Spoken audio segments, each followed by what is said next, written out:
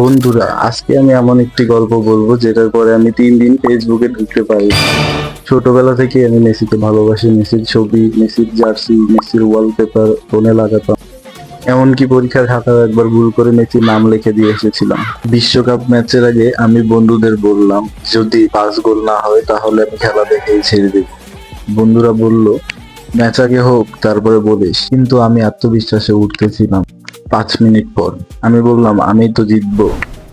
20 minute পর, আরে গোল হবে, কোনো সমস্যা নেই। 40 মিনিট পর, আরে হাফ টাইমের আগে তো কোনো গোল হওয়ার দরকার নেই, হাফ টাইমের পরেই যথেষ্ট। 60 মিনিট পর আমি নিজেই বাধ্য হয়ে এবার বললাম, ফুটবল আসলে একটি আনপ্রেডিক্টেবল গেম। পরের দিন সকালে উঠে দেখি, হায় আল্লাহ কি কাণ্ড, 99+ মেসেজ।